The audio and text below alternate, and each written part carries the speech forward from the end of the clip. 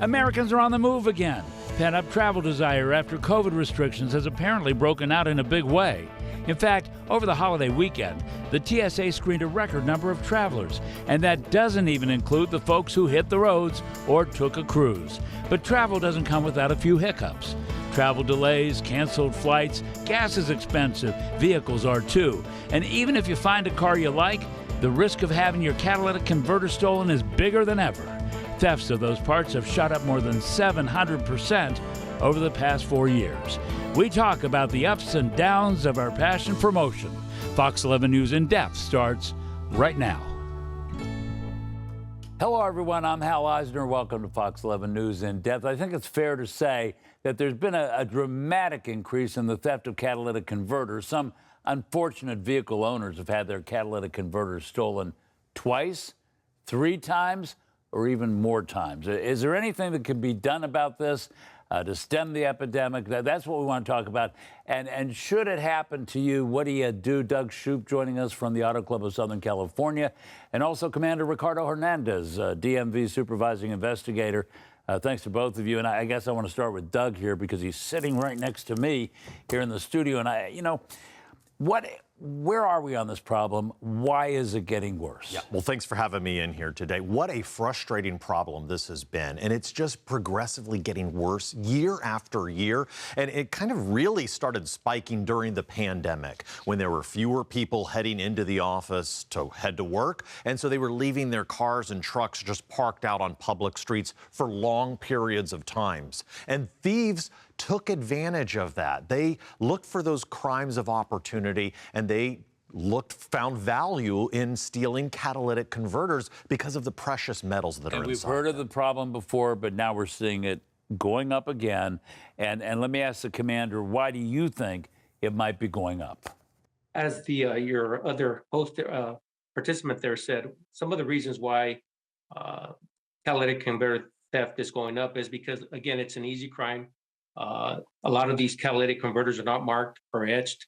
They are not identifiable. So when law enforcement finds them, they're not able to know who the owner of the catalytic converter is. And then also the precious metals are very valuable, which make it ideal for catalytic converter thieves to target. They're targeting them for the precious metals. And I guess the other piece of this is that they're easy to get to because I have a personal experience with this. My son has a Prius. They hit him twice. And they get underneath in the middle of the night, clip it off, take it away. What can we do about this? Well, I'll tell you, first off, the Toyota Priuses are one of the most commonly targeted vehicles because they have more of those precious metals in those vehicles. The other vehicles, fleet vehicles, because thieves can get a bunch of catalytic converters in one spot, and then high-profile vehicles, vans and trucks, because they're easier to get under. Now, one of the things I know that we're doing, and the commander is a part of this operation, is a task force, right, Commander? Can you explain to that to us? You're a task force that goes out, and you're not dealing with the people stealing, you're dealing with the people buying. Absolutely. The task force is the Vehicle Dismantler Industry Strike Team. It's a task force that DMV Investigations is the head of. There's several agencies that we collaborate with and work with, that being California Environmental Protection Agency, Cal EPA, the Department of Toxic Substances and Control, DTSC, CDTFA, California Department of Tax and Fee Assessment, Cal Recycle, Air Resources Board, and the State Water Resource Control Board. And what we do is we go out there and target some of these unlicensed businesses, unlicensed dismantlers that often buy a lot of the stolen catalytic converters. There was a big bust of vehicle repair shops in the Inland Empire last year. 28 people in that situation, arrested and investigated. And so tell me, does something like that make a dent? Or is it just sort of like an exercise in futility? Well, actually, at the DMV, our job is to really focus on making a difference. And that's what we're trying to do with the strike team, is do our part to protect the citizens of the state of California. And what we can do with VETAS is really go out there and target and really educate some of these businesses to bring them into compliance, to make sure that they are following all the laws and regulations related to automobile dismantling, and then the purchasing of some of these parts as well. You know, Doug, as we look at some of this video and we see these catalytic converters, they all look the same. Yeah, There's nothing to distinguish one from another. And so, you know, what if we did have something like a VIN number engraved on it, or we painted it neon yellow, you know? Absolutely. Those are two steps that consumers can take to hopefully identify that piece of your vehicle. You know, etch the license plate number or the vehicle identification number. As you said, paint it a bright color to make it more, you know, visible, a visible deterrent to thieves. Park if you can, in an enclosed garage when you're at home, or under a motion light. Maybe consider installing motion detectors at your home. When you're parking out in public, look for high profile, lots of foot traffic. You want more eyes on your vehicle instead of parking in a dark place in the back lot, because thieves know that, you know, if nobody's looking at your vehicle, they have a better chance of getting away with this type of a crime. Well, when this happened to my son, I thought of two things, and neither of them were very nice. But one was to put a bullhorn under there and blast him out of there somehow. Yeah. And the other was, would it be possible to put a camera under there?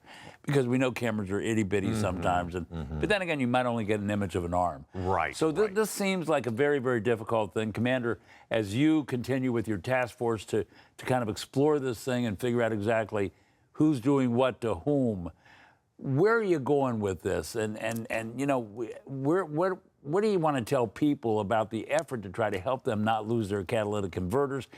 Even if there's insurance, it's a very expensive proposition. You go to the auto body shops, they'll tell you they're dealing with this stuff all day, every week. Absolutely. Our goal, again, is to protect the citizens of the state of California and make a difference. So what we're trying to do is target the receivers or on the back end.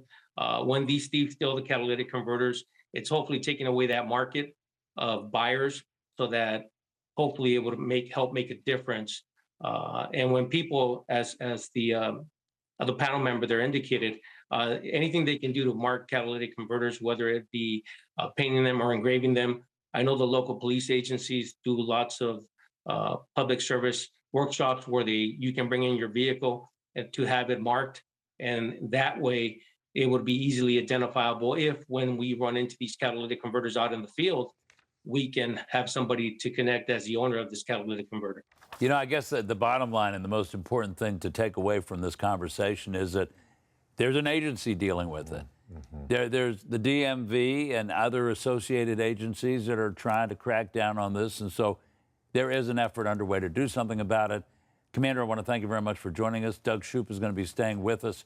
And coming up next on Fox 11 News in Depth, have you noticed a lot of people out traveling? I mean, if you didn't travel last holiday weekend, you may have been in the minority. Looks like travel is exploding this summer in the air, on the roads, and on the water. We'll talk about that when we come back.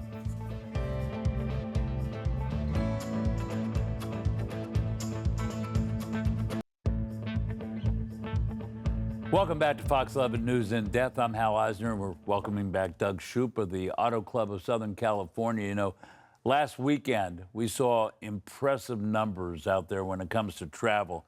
Lots of cars, lots of people.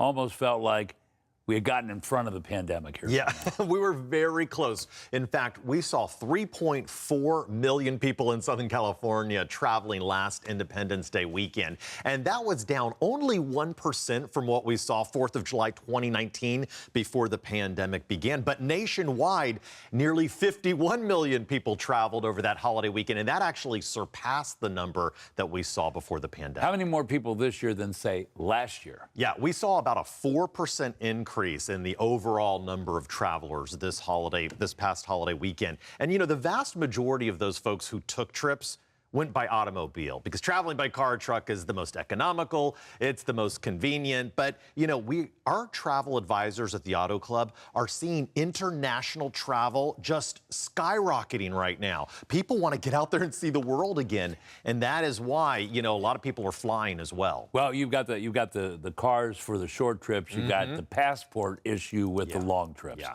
And that is an issue, and I want to talk about that for just a second because I know AAA does an awful lot of things with regard to driver's licenses, DMV, different things. You don't deal with passports, do you? We actually do, and Okay. you can actually find passport services in our branch offices, particularly the Rush My Passport to get it quicker. But I'll tell you, even with the Rush My Passport, we're seeing delays of about 13 weeks. So 13 if you are weeks? planning, yes. That sounds like a lot of time. It's a lot of time. So if you are planning an international trip, make sure you first check your passport to make sure that it's valid. And a lot of countries require that passport be valid for 6 months after your departure date from the U.S. So make sure you have enough time on that passport. If not, go ahead and get that renewed right away. That's been a big problem, even for some of my colleagues here at the station who are going overseas. So I know that's a big deal. But, you know, we see people not only on the roads, we see people not only going to amusement parks in Paris, for instance. Yeah.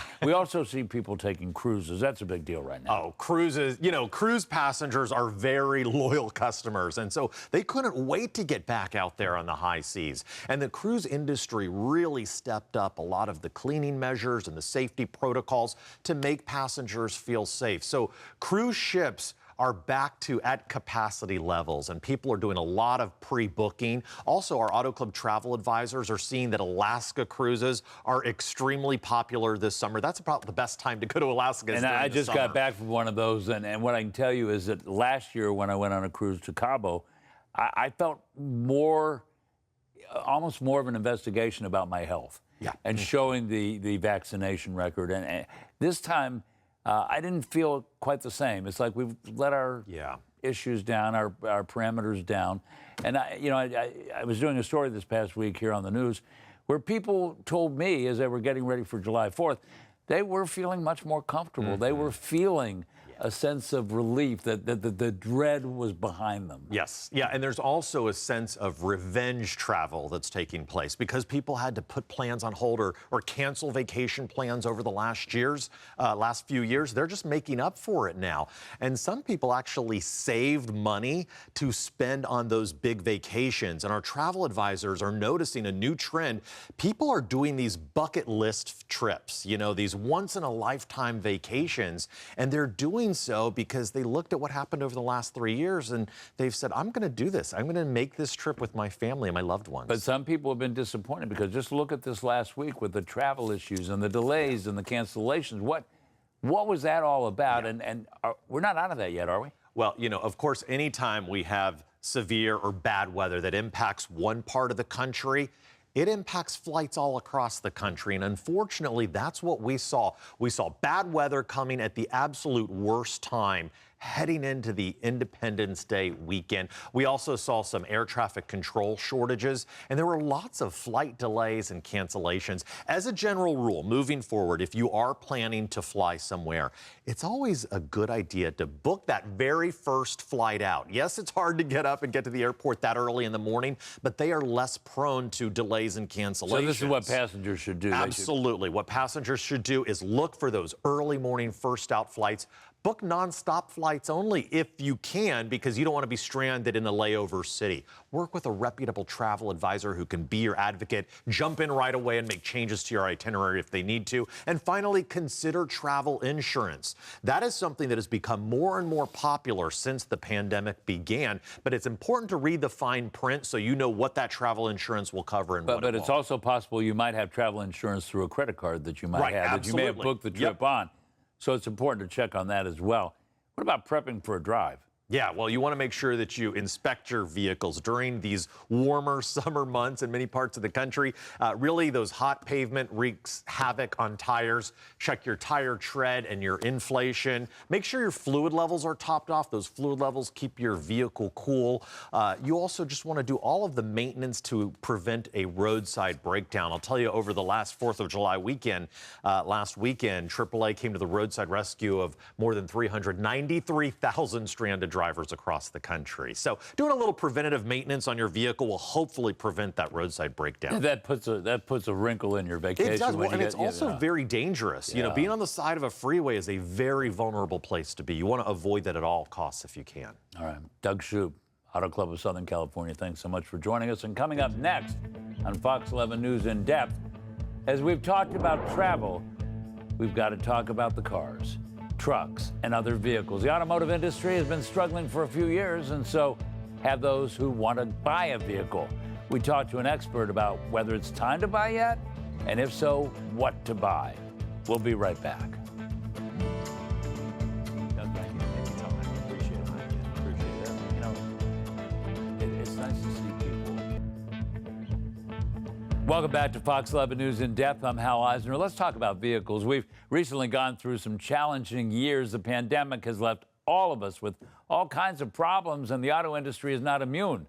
Prices for new and used cars have been super high for quite a while, and some people have just been making their old cars limp along. Mike Cottle is a national transportation expert. He joins us now. He's in Nashville, actually. And tell me, what's going on with the world of vehicles?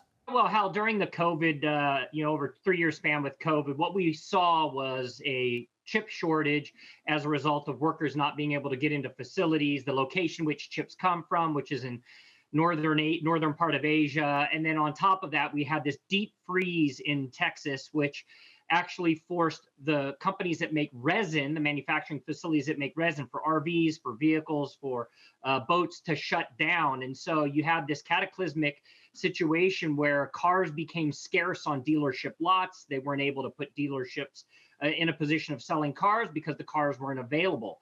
Fast forward now today, chips are more available.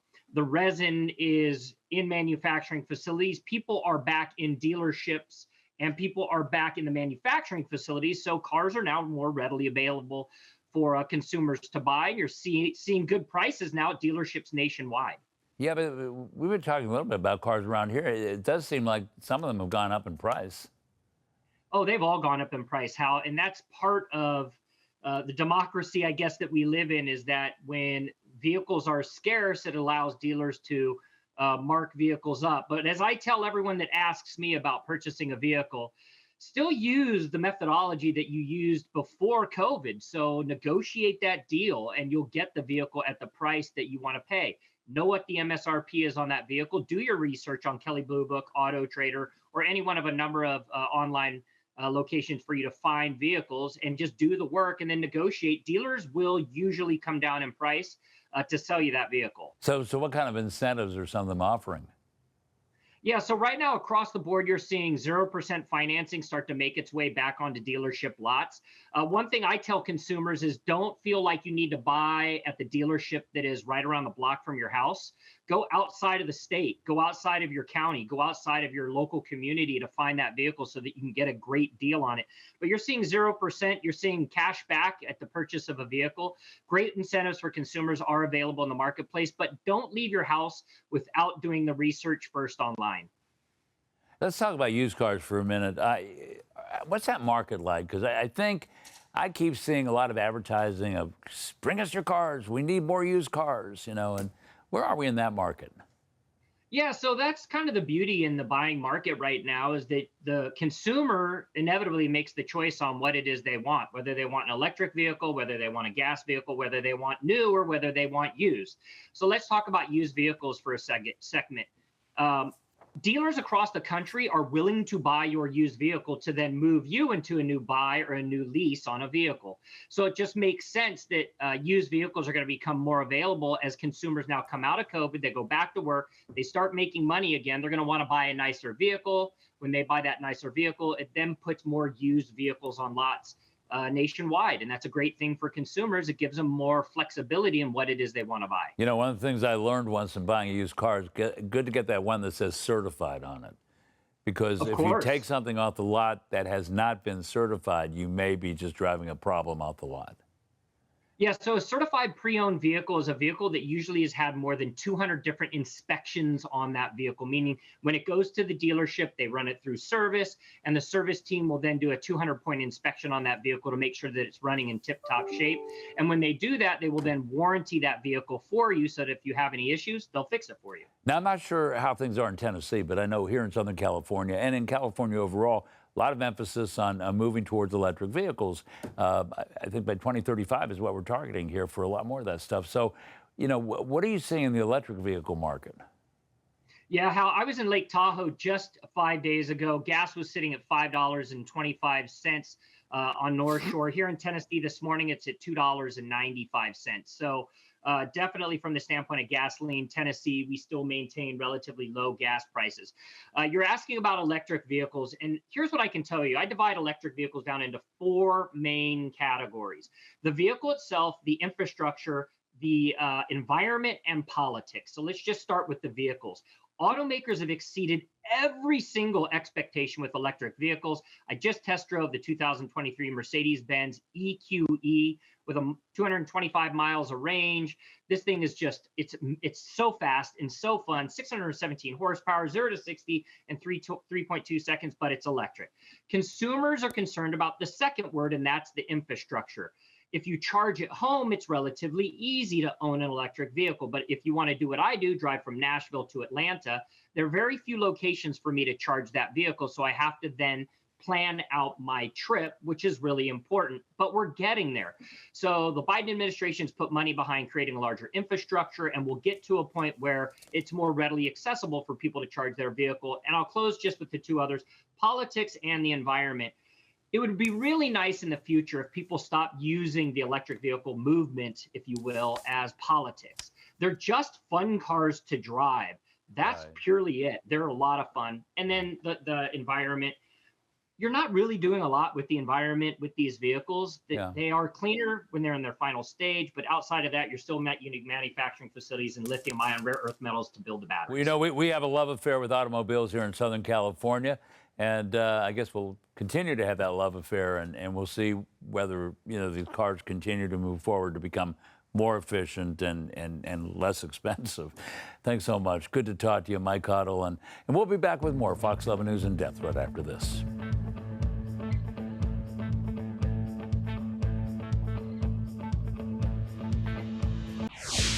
If you want to hear an audio version of this program, just check out my podcast. It's called What the Hal, and it's available wherever you subscribe to podcasts, or just go to whatthehalpodcast.com. That's it for this week's Fox 11 News in Depth. Thanks so much for joining us. Have a great week, everybody.